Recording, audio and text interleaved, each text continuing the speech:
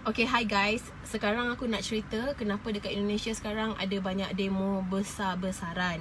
Jadi, basically Presiden Jokowi baru saja meluluskan satu undang-undang yang pada aku sangat-sangat menekan tenaga buruh, menekan dan apa orang cakap menzalimi.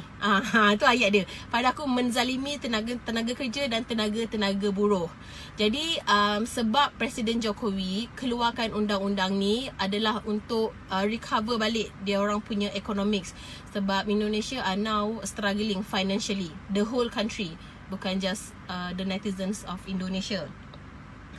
Jadi dekat undang-undang baru ni, antara benda-benda yang sudah dihapuskan, yang sudah di-abolish, I'm gonna go through it one by one. Aku ada notes dekat sini. Sorry terputus. Mak aku call. Biasalah, anak mak. Antara benda-benda yang dihapuskan adalah wang pesangon dihilangkan. Jadi guys, wang pesangon ni, aku sebenarnya tak tahu dekat Malaysia kita panggil apa tau. Tapi basically duit pesangon ni, duit yang kita dapat lamsam. Contohnya kalau company kita pecat kita, atau company kita suddenly retrench dia punya staff, dia akan bagi some amount of money kan untuk dia punya staff to, apa orang cakap, to start over. Tapi dekat Indonesia, benda ni sekarang dah tak ada. Jadi contohnya kalau kau diberhentikan atau kau dibuang kerja, kau dibuang begitu sahaja. Okay. Lepas tu diorang juga ada abolish UMR dan UMP. UMR ni maksudnya upah minimum regional, dan UMP maksudnya upah minimum provinsi. Jadi sekarang dekat Indonesia tak ada sebarang upah minimum. Jadi kalau company kau nak bayar kau 50 sen 3 jam, apa boleh. Dia tak boleh maksudnya kalau company tu buat tu, there are no law to protect you from such apa yang panggil, from such cruelty, maybe you can say that. Lepas tu upah buruh dihitung per jam. Dia tak hitung per bulan, dia hitung per jam. Dan semua hak cuti hilang. Semua hak cuti hilang. Aku repeat balik semua hak cuti hilang. Which mean kalau aku pergi kerja, contohnya kalau aku bekerja untuk company tu 10 tahun. Lepas tu tiba-tiba aku hamil, aku mengandung, aku beranak. Kita ada maternity leave 3 bulan kan.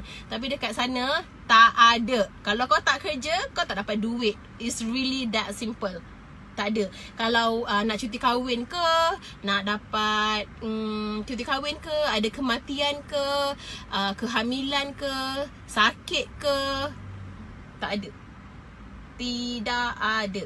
Kematian pun tak ada. Melahirkan pun tak ada. So kalau kau tak kerja, kau tak dapat duit. Tak ada. Yang kita dapat duit waktu kita beranak, waktu kita astagfirullahalazim, aku kena beranak balik. Lepas kita pantang, maksudnya during kita pantang, semua tu kita tak dapat duit lah. Kalau kat sini kan kita dapat. Kalau kat sini kan kita maternity leave kita kan berbayar. Lepas tu tidak ada status karyawan tetap. Semua karyawan berstatus tenaga kerja harian. Okay? You are on daily basis. Lepas tu perusahaan boleh memberhentikan staff secara sepihak.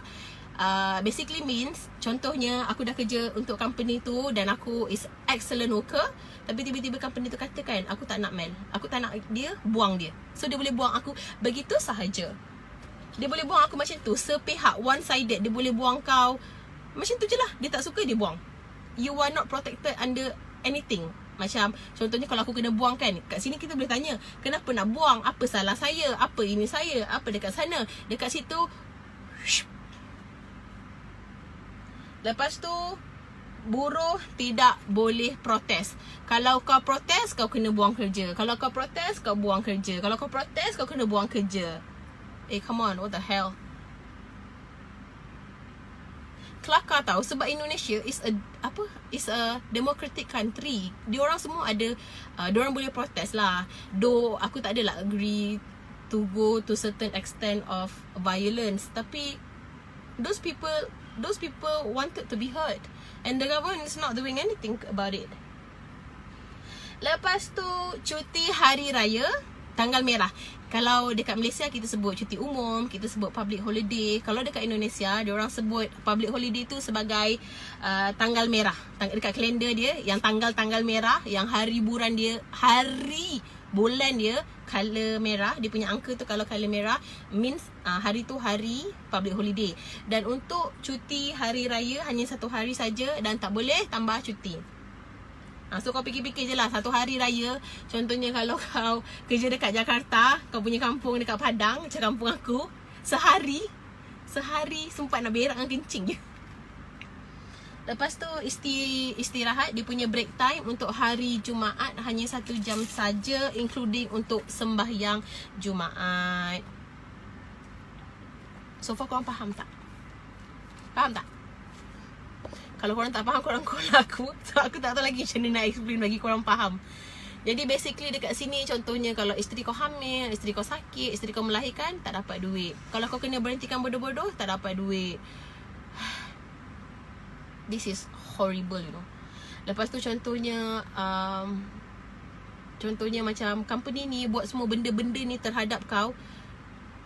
Company tu tak boleh dikenakan sebarang tindakan undang-undang. Means company tu kebal tau. Tak boleh didenda, tak boleh dikenakan hukuman apa pun.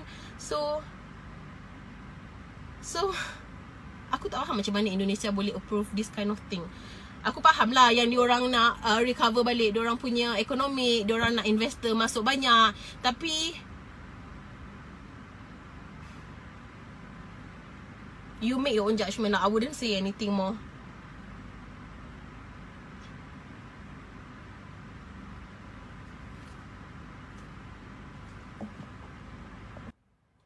Aku lupa, diorang sebenarnya diorang buat law ni somehow macam kita punya bad government hari tu lah. Jadi diorang buat law ni, korang bayangkan, diorang dah, they talk about it, they discuss about it before. I think from early of this year, they already spoke about this law. Tapi baru cakap-cakap je lah. Yang dia betul-betul discuss untuk meluluskan 4 hari bulan tau. 4 hari bulan malam diorang discuss, 4 hari bulan malam, 5 hari bulan diorang dah implement. Macam itu sahaja. Dan during diorang punya sidang, dekat dalam diorang punya parlimen, during diorang punya sidang, adalah beberapa orang yang mewakilkan suara rakyat, ada beberapa orang yang go against it. So bila orang-orang ni bercakap, bila wakil rakyat ni bercakap, tiba-tiba in the midst of speaking, diorang punya mic kena turn off by the Secretary General of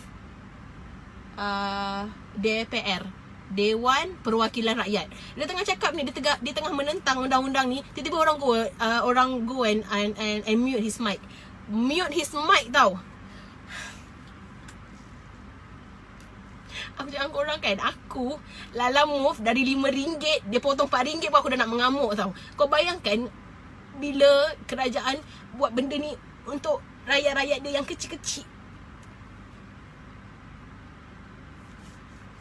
I just hope there's a way out for Indonesia from this. And whatever it is, semoga Indonesia baik semula.